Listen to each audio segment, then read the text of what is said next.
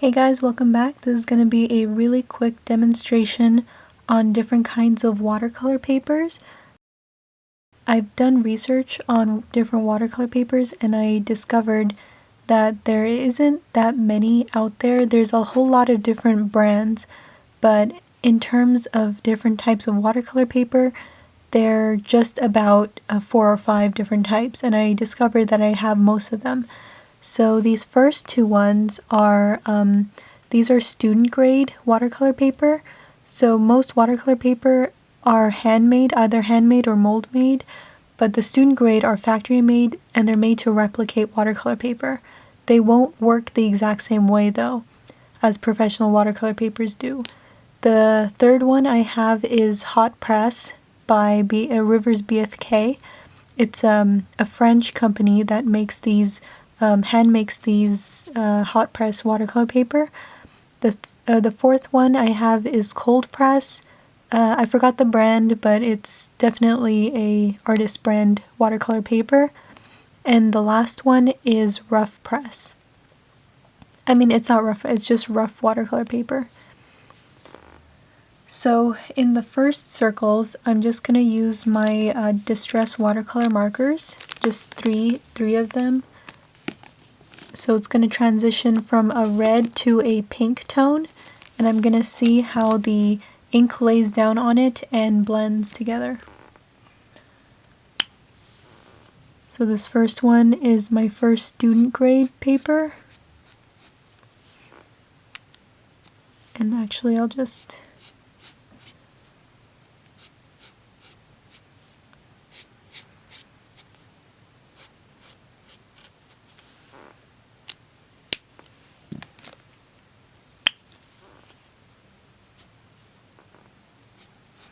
And as you can see on the student grade, the lighter color of the marker is just able to pick up that darker color and completely vanish the line where the darker color meets. With the hot press, it's a little harder because the watercolor papers absorb most of the ink. And the rough actually starts scratching at the nib a whole lot. So that does worry me. Now I'm going in with the lightest color.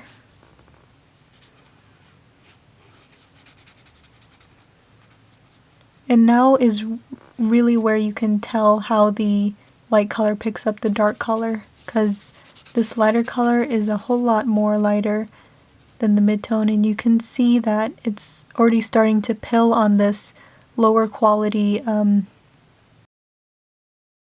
student grade paper. It's also starting to pill on the hot press.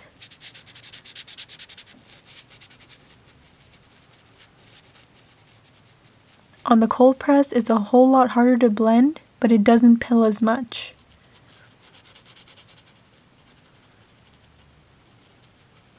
And on the rough press, there is no pilling at all. Alright, so the other circles, I'm gonna go in with my Daler-Rowney watercolor paints. These are pretty good quality. And I'm gonna see how these papers take paint rather than markers.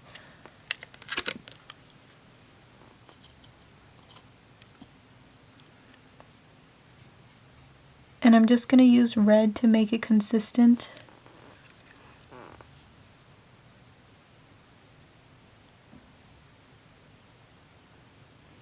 I'm starting off by just applying the paint on the right side, and then I'm gonna blend it in with water. Brushes can definitely lay on this paper a whole lot easier. Like the paper won't scratch at the nib, won't scratch at the brush tip, because it's an actual bristled brush, and it's not a nib. Alright, so now I'm gonna go in just with some water. This is on the student grade. I probably went in with a little too much water.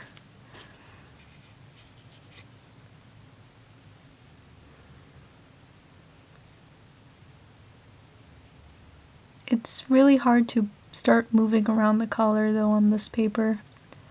This grayish student grade paper is reacting very strangely. It's starting to, the texture of the paper is just starting to grab at the paint.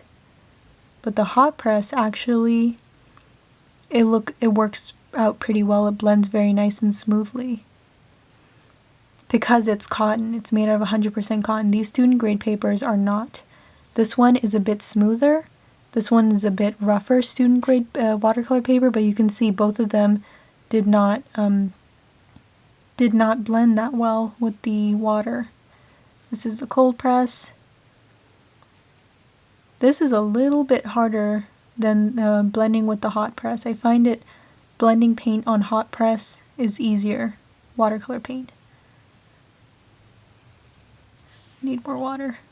So the rough watercolor paper can handle a whole lot of water, but it also soaks into the paper really quickly, so I'm having a hard time trying to reactivate the color I initially put on there.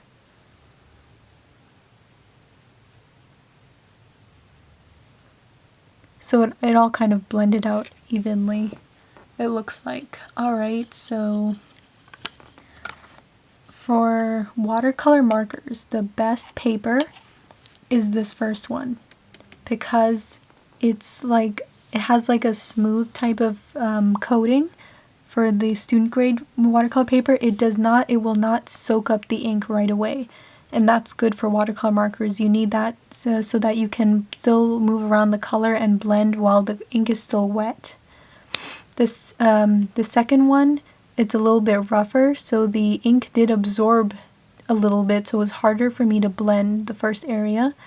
But this one worked better than all the artist grade watercolor papers. So the hot press, I was able to blend nicely, but it was starting to pill.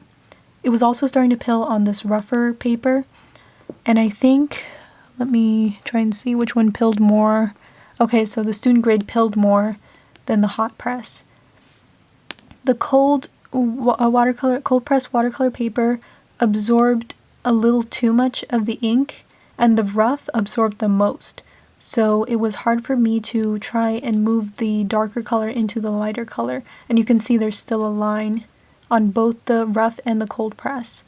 So if you're using watercolor markers, then you should go for either student grade or hot press. Student grade is recommended because you won't experience any pilling, but hot press you will experience some pilling. You do have to control your watercolor ink better from the markers. With the paints, the two student grade did not, well actually, so this one was starting to pool when I was painting it, but as it dries, it all sort of blends together, so it's not that bad for paint, I guess. This smooth student grade paper is probably the worst.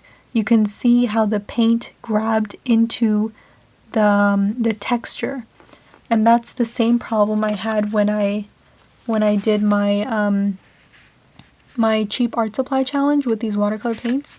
I was using the student grade paper, and you can see on top of the shelf the texture just grabbed in the color and it just puddled everywhere. That made it look not attractive. So definitely not these smooth watercolor papers the best for the paints. But this one worked pretty well. It worked decently well. You need the paper to start soaking up some of the ink. Hot press worked really well. Cold press, I was having a little trouble moving the darker color, but it did actually. Okay, I'm looking in real close, and the hot press pilled, which is interesting because this is a artist grade watercolor paper, so it shouldn't have pilled. Maybe because a lot of people are saying that Arches is the best watercolor brand for paper, but yeah, so I guess different brands will have better or worse hot press watercolor paper. But it did start to pill, which is very strange. So, but the cold press and the rough press did not pill at all. So, And the rough press can definitely handle a whole lot more water. I was trying to blend and it was giving me a hard time, so I had to start like loading up my brush and putting all the water in order for it to blend out. So for paints, I definitely recommend the cold press. It looks the best on here. The other papers either had some pilling problem or had some blending problem. So yeah, cold press for paints, student grade smooth watercolor paper for watercolor markers would be the best. Thank you very much for watching, and I'll see you guys in my next video.